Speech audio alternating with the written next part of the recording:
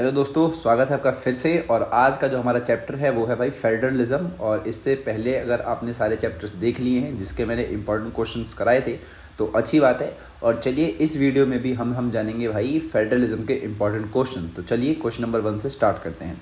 पहला क्वेश्चन है भाई आपका, व्हाट इज़ फेडरलिज्म, यानी कि जो फेडरलिज्म है यानी कि संघवाद जो है वो क्या होता है। तो देखिए फेडरलिज्म जो आपका है एक ऐसा सिस्टम ऑफ गवर्नमेंट होता है जिसमें पावर का डिस्ट्रीब्यूशन होता है। मतलब कि आप ये समझिए कि हम क्या करते हैं, एक देश के भीतर में पावर को सेंट्रल लेवल पर और स्टेट लेवल पर एक तरीके से शक्तियों को बांट देते हैं। और ये सब होता है भाई कॉन्स्टिट्यूशन के आधार पर, यानी कि जो भी हम शक्तियाँ बांटते हैं वो संविधान के हिसाब से ही बांटते हैं। ये जो आप सिस्टम देखते हैं ये एक तरीके से आप ये समझिए कि टेरिटोरियल डिस्ट्रीब्यूशन ऑफ पावर पर बेस्ड होती है, यानी कि जो भी आपकी ज्योग्राफी है उसके आधार पर बताया जाता है कि कौन सी जगह पर कौन क्या काम करेगा, वो कैसे डिसाइड होगा। ये सब कुछ कौन बताता है भाई, एक फेडरलिज्म बताता है। और फेडरलिज्म जरूरी है किन देशों के लिए भाई, तो जो फेडरलिज्म है वो उन देशों के लिए जरूरी होता है जहाँ के जो लोग होते हैं अलग अलग रिलीजन के होते हैं, अलग अलग कल्चर्स के होते हैं, मतलब काफ़ी जगह डाइवर्स कंट्री है। तो वहाँ पर जो है आपका फेडरलिज्म ही एक ऐसी शक्ति है या फिर फेडरलिज्म ही एक तरीका है उस देश को चलाने का जिसका वहाँ पर इस्तेमाल किया जाता है। यानी कि आप समझ गए होंगे जो भारत आपका है वो एक फेडरल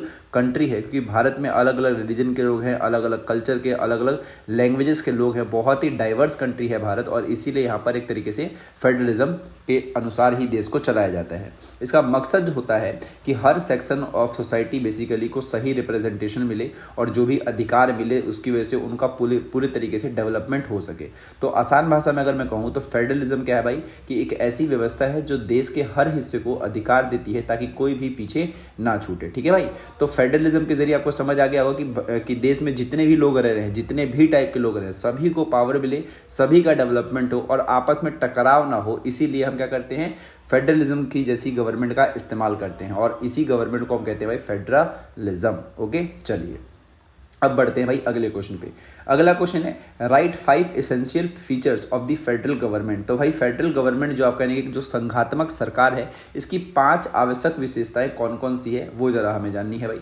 तो जो फेडरल कंट्री जो भी होती हैं या फिर जो फेडरल गवर्नमेंट वाली जो कंट्रीज होती हैं उसमें सबसे पहली बात जो होता है वो होता है भाई रिटन कॉन्स्टिट्यूशन, यानी कि फेडरल सिस्टम में लिखित संविधान होता है जो क्लियरली यह बताता है कि केंद्र सरकार और राज्य सरकार की जो भी पावर्स है वो क्या क्या है और इसमें कोई भी कन्फ्यूजन नहीं होता है। मतलब जो काम केंद्र के हैं वो केंद्र ही करेगा, जो राज्य के हैं वो राज्य ही करेगा। यानी कि आप ये समझिए जो नरेंद्र मोदी का काम है या फिर नरेंद्र मोदी की टीम का जो काम है वो केवल वही करते हैं। और एग्जाम्पल के लिए स्टेट में हम देखें तो योगी आदित्यनाथ का अगर मैं नाम लेता हूँ तो उनका जो काम है वो करते हैं एक तरीके से। तो यहाँ पर रिटन कॉन्स्टिट्यूशन होता है और इस कॉन्स्टिट्यूशन के हिसाब से ही बताया जाता है कि भाई केंद्र का काम क्या है और राज्य का काम क्या है। दूसरा, सुपरमेसी ऑफ द कॉन्स्टिट्यूशन, यानी कि यह प्रणाली में संविधान जो होता है आपका एक तरीके से सुप्रीम होता है, सुप्रीम लॉ ऑफ लैंड होता है। यानी कि हर इंसान और संस्था को संविधान मानना ही पड़ेगा, चाहे वो सरकार हो या फिर वो जनता हो, यानी कि दोनों को ही क्या करना पड़ेगा, संविधान के अंडर में ही काम करना पड़ेगा। तो दूसरा फीचर ये हो गया।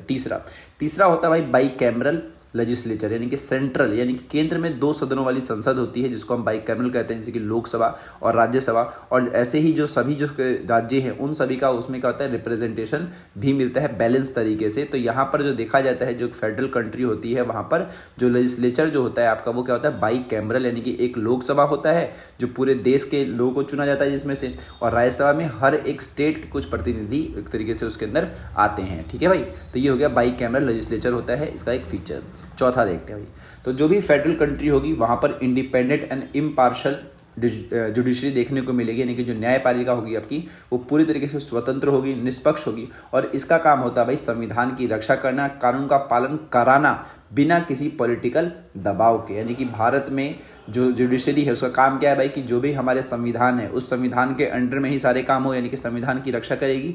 दूसरा ये करेगी कि उस देश में कानून का शासन चले, ना कि किसी एक पॉलिटिकल पार्टी का या फिर किसी एक नेता का। ओके, चलिए पांचवा फीचर क्या भाई, पांचवा फीचर है आपका डबल गवर्नमेंट सिस्टम, यानी कि फेडरलिज्म में क्या होता है कि यहाँ पर दोहरी सरकार होती है जिसको हम ड्यूअल गवर्नमेंट सिस्टम कहते हैं। एक गवर्नमेंट जो आपकी होती है उसको हम बोलते हैं यूनियन गवर्नमेंट और एक को हम बोलते हैं भाई स्टेट गवर्नमेंट, जो कि मैंने आपको स्टार्टिंग में ही बताया था। और दोनों की जो पावर्स होती है वो अलग अलग होती है। तो ये हो गए भाई 5 इसके फीचर्स। ठीक है, समझ आ गया आपको। तो फेडरल गवर्नमेंट का मतलब होता है एक ऐसा सिस्टम जिसमें पावर जो है क्लियरली डिफाइन होगी, संविधान सबसे ऊपर होगा और हर संस्था का अपना अपना काम जो होगा फिक्स होगा। ओके, चलिए अब बढ़ते हैं भाई अगले क्वेश्चन पे। अगला क्वेश्चन क्या है, अगला ये है भाई कि what are the demerits of the federal government. तो जैसे कि कुछ आपको मैंने विशेषताएं तो बता दी कि फेडरल गवर्नमेंट की कुछ विशेषताएं भी होती हैं। अब मैं बात करता हूँ भाई इसकी कमियों की, यानी कि हर एक चीज़ की कमियां तो होती ही हैं, तो फेडरल गवर्नमेंट की क्या कमियां हैं जरा वो देखते हैं भाई। तो पहला तो ये है आपका जिसको हम कहते हैं पैरोकाइलेविजन, जिसको क्या बोलते हैं, सॉरी, जो पहला वाला है आपका वो है क्षेत्रीय संकीर्णता, यानी कि पैरोकाइलिज्म। इस सिस्टम में कई बार लोग जो हैं अपने अपने रीजन को ज़्यादा महत्व देने लगते हैं और नेशनल यूनिटी जो होती है वो कमज़ोर हो सकती है। ठीक है, तो पहला तो आपका ये हो गया कि जो भी फेडरल गवर्नमेंट होती है उसमें मैंने आपको क्या बताया कि स्टेट गवर्नमेंट और सेंट्रल गवर्नमेंट की अलग अलग पावर होती है। तो इसकी वजह से क्या है कि पहला नुकसान ये होता है ना कि मान लो जो स्टेट गवर्नमेंट होती है ना वो केवल अपने क्षेत्र को ज़्यादा महत्व देती है, जिसकी वजह से होता है कि थोड़ा बहुत ऐसा लगता है कि वो आपके देश से निकलने की कोशिश कर रहे हैं या फिर वो देश को कुछ नहीं समझ रहे, अपने राज्य को सब कुछ समझ रहे हैं। तो एक ये इसमें देखने को मिलता है जो कि एक बहुत बड़ा नुकसान है। दूसरा इसमें क्या है, इंटर स्टेट कॉम्पिटिशन। इसमें क्या होता है स्टेट्स के बीच में कभी कभी क्या होता है रिसोर्सेज को लेकर के फिर पॉलिसी को लेकर के काफ़ी ज़्यादा अनहेल्दी कॉम्पिटिशन हो जाता है, आपस में प्रतिस्पर्धा बढ़ जाती है, जिसकी वजह से क्या होता है कि वो जो राज्य हैं उनके बीच में सहयोग नहीं बन पाता है, यानी कि एक दूसरे के जो लोग हैं ना उन दोनों राज्यों के वो आपस में मिल घुल नहीं पाते हैं। तीसरा क्या होता है कि इसकी वजह से सेक्शनिस्ट ट्रेंड देखने को मिलता है। कुछ रीजन अपनी अपनी रीजनल आइडेंटिटी को इतना ज़्यादा मानने लगते हैं कि वो सेपरेशन की मांग करने लग जाते हैं। तो भारत में भी ऐसे कुछ राज्य हैं जो चाहते हैं कि एक तरीके से अलग ही हो जाए। तो ये भी एक क्या है आपका फेडरलिज्म का एक घाटा ही है। ठीक है, चौथा है भाई आपका हार्म टू नेशनल इंटीग्रेशन, यानी कि फेडरल सिस्टम में कोऑर्डिनेशन की कमी हो सकती है जिससे देश की एकता को नुकसान पहुंच सकता है। और इन्हीं कारणों से जो ऊपर वाले कारण मैंने आपको बताए उन्हीं कारणों की वजह से यहाँ पर जो कोऑर्डिनेशन है उसमें कमी देखने को मिलती है और जिसकी वजह से जो कुछ राज्य हैं वो अलग होना चाहते हैं।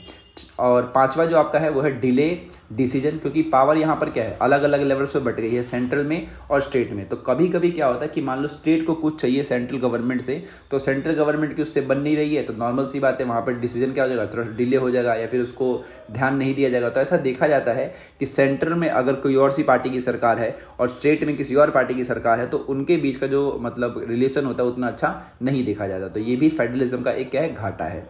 अगला है भाई कॉस्टली सिस्टम, यानी कि जब दो गवर्नमेंट आपको मेंटेन करना है यानी कि यूनियन और स्टेट, तो नॉर्मल सी बात है कि जो आपका पूरा का पूरा सिस्टम एडमिनिस्ट्रेटिव वाला जो खर्चा होगा वो क्या होगा बहुत ही ज़्यादा होगा। मतलब नॉर्मल सी बात है अगर एक ही गवर्नमेंट है तो एक ही खर्चा है, लेकिन आपके पास यहाँ पर दो गवर्नमेंट है, दो से ज़्यादा है वैसे तो हमारे पास लोकल गवर्नमेंट भी है। तो इसकी वजह से फेडरल कंट्री में एक और मतलब चीज़ होती है कि यहाँ पर बहुत ज़्यादा खर्चा देखने को मिलता है और यही इसकी क्या है भाई कमियाँ हैं। ओके, चलिए अब बढ़ते हैं भाई अगले क्वेश्चन पे। अगला क्वेश्चन है भारतीय संविधान की 4 संघात्मक विशेषताएं बतानी है, यानी कि right 4 federal features of the Indian constitution. तो इंडियन कॉन्स्टिट्यूशन जो आपका है उसमें बहुत सारे फेडरल फीचर्स हैं, यानी कि ऐसी सी बातें हैं जो एक फेडरल सिस्टम बनाती है। तो चलो अब इसको भी जानते हैं भाई 4 कौन कौन से इंपॉर्टेंट फीचर्स हैं। तो ये तो मैंने आपको शुरुआत में ही बताया था, लेकिन ये जो आंसर है उसका थोड़ा सा अलग है एक तरीके से। ठीक है, तो इसमें क्या होता है कि रिटन एंड रिजिड कॉन्स्टिट्यूशन होता है, यानी कि इंडियन कॉन्स्टिट्यूशन जो आपका है वो एक तरीके से पहली बात तो वो लिखित है और दूसरा जो ये है कि इसको ईजिली हम इसमें बदलाव नहीं कर सकते, यानी कि इसके कुछ प्रावधान ऐसे हैं जिसको बदल पाना बहुत ही ज़्यादा मुश्किल होता है और इसकी वजह से आप ये समझिए कि इसमें हम पावर का मिसयूज नहीं कर सकते। तो ये एक बहुत ही बढ़िया फीचर होता है।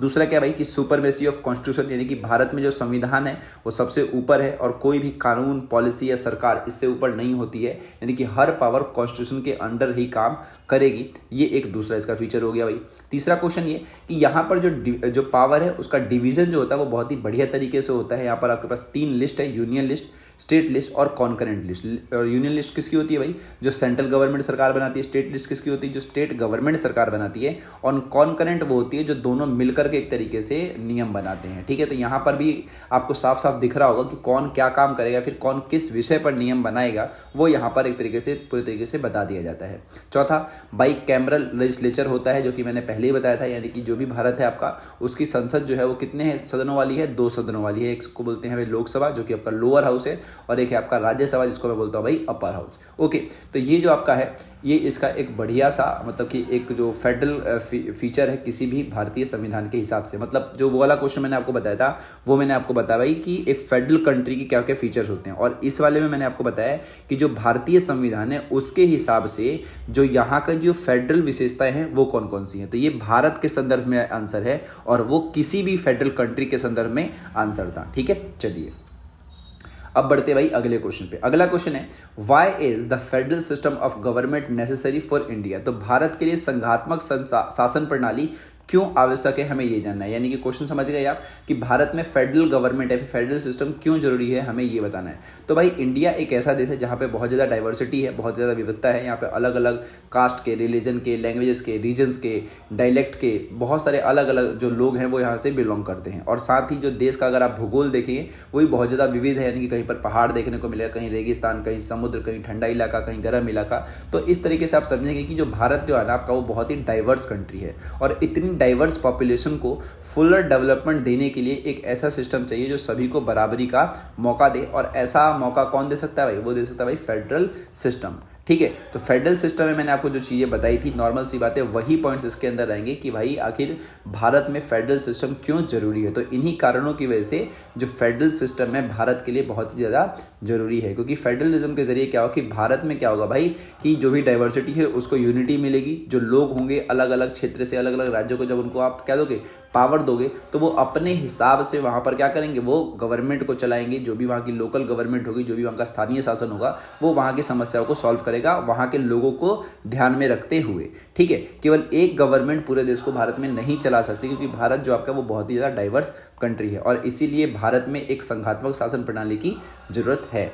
ओके, चलिए अब बढ़ते भाई अगले क्वेश्चन पे। अगला क्वेश्चन है, what is the nature of Indian federation. यानी कि जो भारतीय संघवाद है उसकी प्रकृति क्या है। तो इंडिया में भले ही फेडरलिज्म का स्ट्रक्चर जो हो, लेकिन जो यहाँ पर डिवीजन ऑफ पावर है, रिटन कॉन्स्टिट्यूशन है, इंडिपेंडेंट जुडिशरी है, लेकिन इंडियन कॉन्स्टिट्यूशन में कहीं भी फेडरेशन शब्द का प्रयोग नहीं हुआ है। इस बात का आप ध्यान रखें कि जो भारत है कि वो जो है आपका एक फेडरेशन वाला देश नहीं है। भले ही यहाँ का जो स्ट्रक्चरल फीचर आप देखते हैं वो कैसा है, वो फेडरलिज्म से जुड़ा हो, लेकिन यहाँ पर जो है फेडरेशन शब्द का प्रयोग नहीं हुआ है। और जब आप आर्टिकल नंबर 1 देखते हैं जो कि क्या कहता है कि इंडिया दैट इज भारत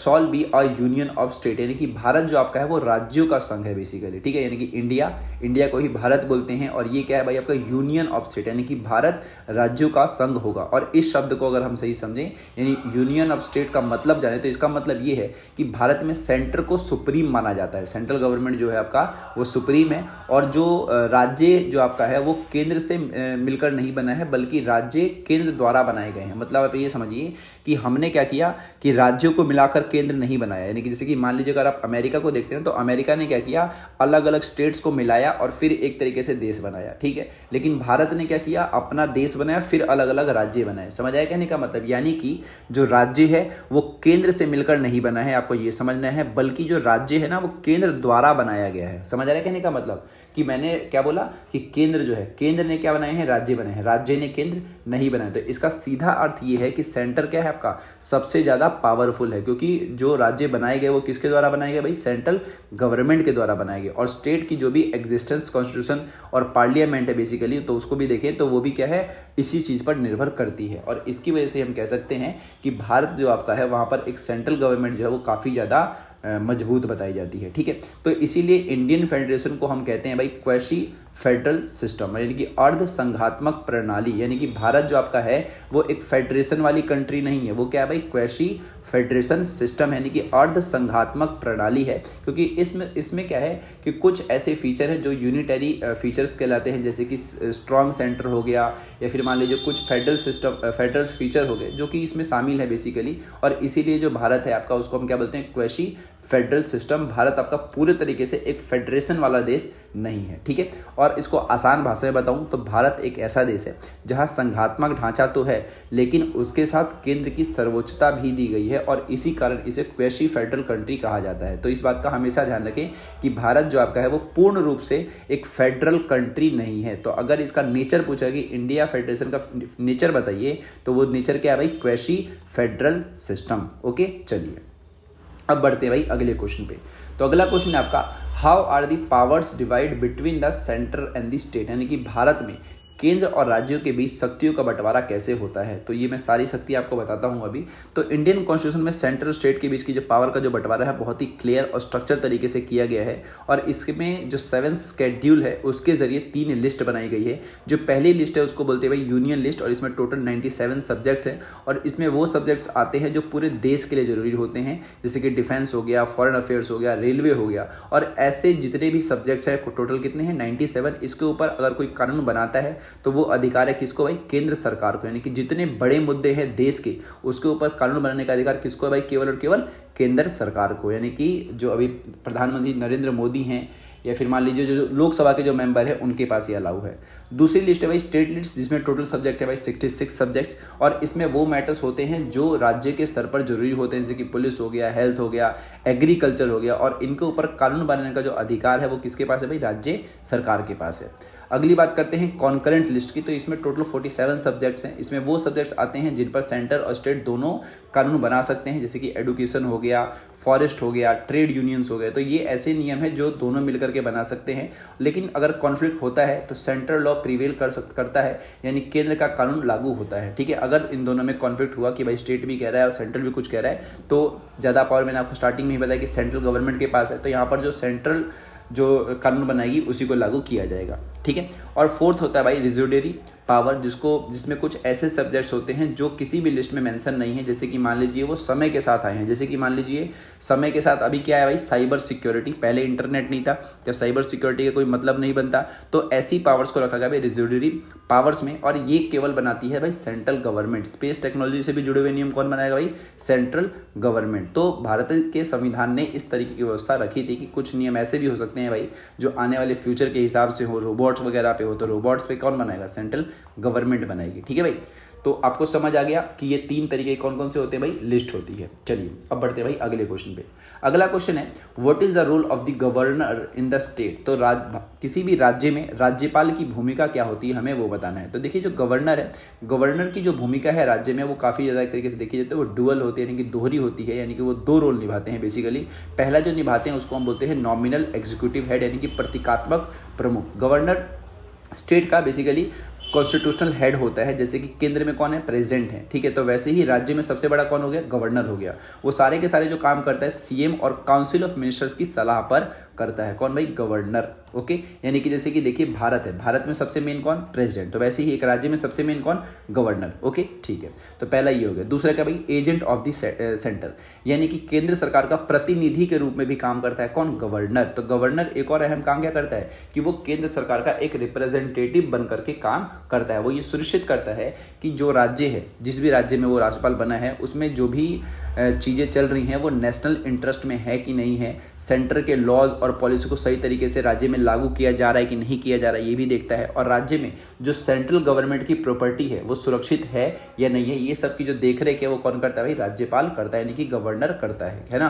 क्योंकि भारत ने क्या किया, हर एक राज्य को अपनी अपनी पावर्स दे दी भाई। अब राज्य कल को अलग ना हो जाए, राज्य जो है देश विरोधी गतिविधियों में शामिल ना हो जाए, तो इसके लिए ही क्या बनाया गया भाई, गवर्नर को बनाया गया है। ठीक है भाई, तो ये 2 काम इसके ध्यान रखिएगा। पहला होता है आपका नॉमिनल एग्जीक्यूटिव हेड और दूसरा होता है आपका एजेंट ऑफ द सेंटर।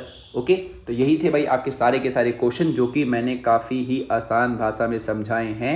और अगर आपको लगता है मैंने आसान भाषा में नहीं समझाए हैं तो आप मुझे कमेंट में लिख सकते हैं, और अगर सही समझाए हैं तो भाई कमेंट के साथ साथ में आप मुझे चैनल के साथ जुड़ सकते हैं। बाकी मैं मिलता हूँ आपसे अब अगले चैप्टर में, तब तक के लिए गुड बाय, सी यू।